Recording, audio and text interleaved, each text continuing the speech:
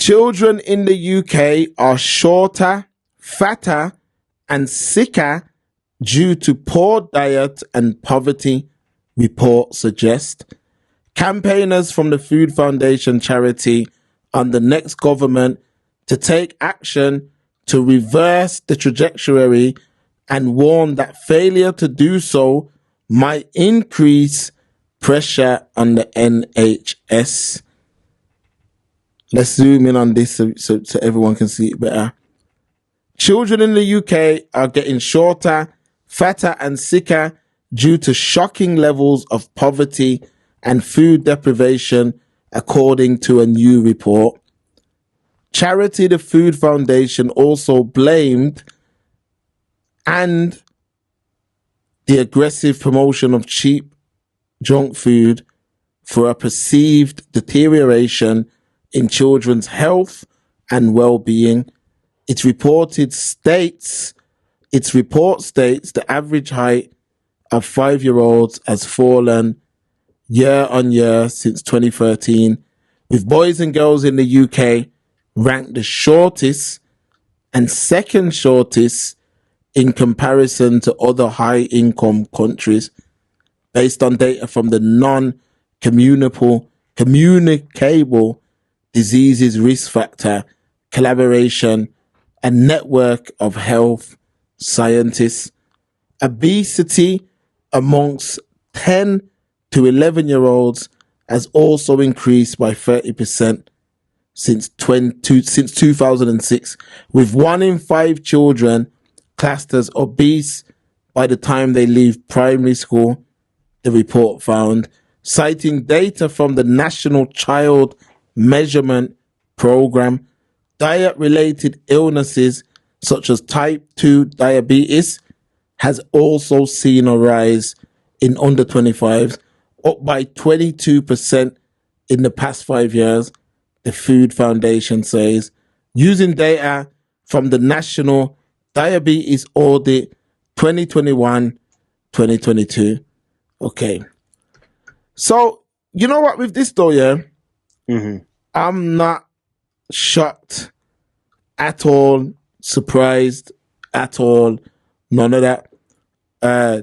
Diet may be the poorest it's ever been right now. Why is that? There's a lot of factors involved in this, man. Teaching, first of all, I think that the knowledge is very poor, first of all, which is why somebody like Eddie Ablu is able to come in and gain the type of traction that he has, because knowledge is poor. People don't even know what they're putting in their body. They don't know what's good. They don't know what's bad. People haven't done the knowledge. Number 2, the places that the people are getting the knowledge from are giving out a lot of fake news. So we know that a lot of things that they say are good for you are actually bad for you. A lot of things that they say are bad for you are actually good for you. So where do you get the knowledge from?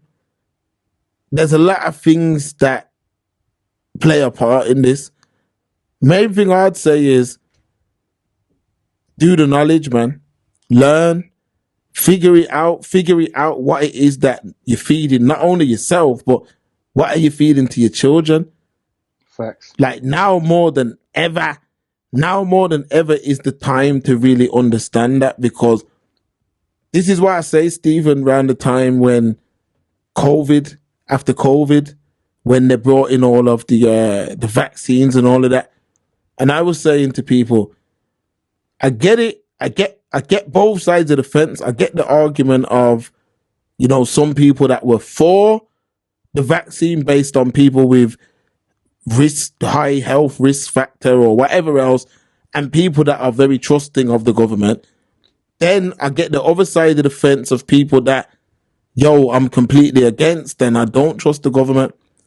Well, if you're on that side of the fence, yeah, there's a lot of things that you got to look out for.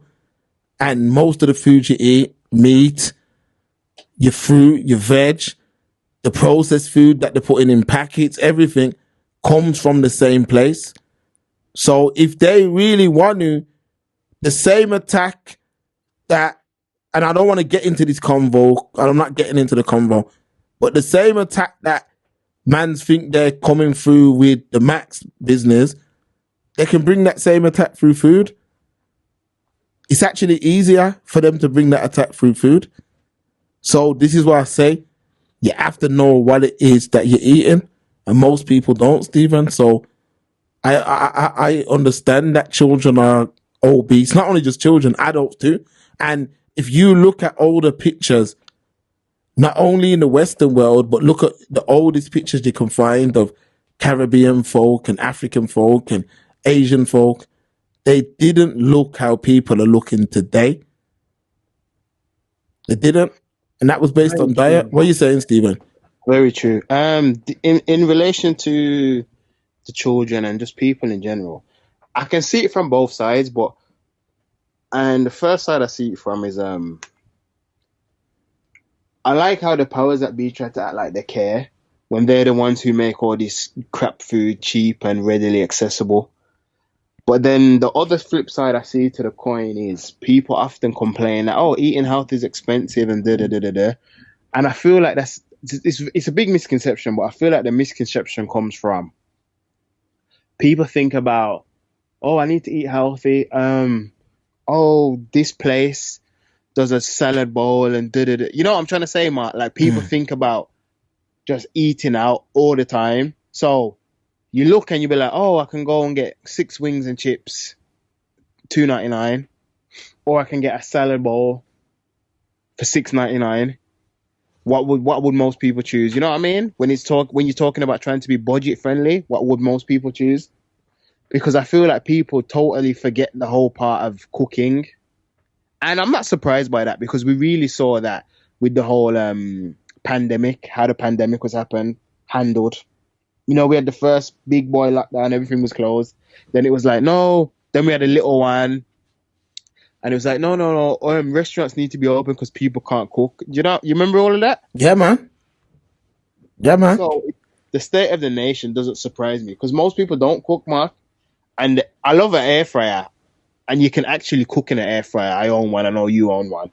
So I'm not knocking air fryers. But the invention or the popularity of the air fryer hasn't helped. Because now you can throw your McCain smiley faces in there even quicker.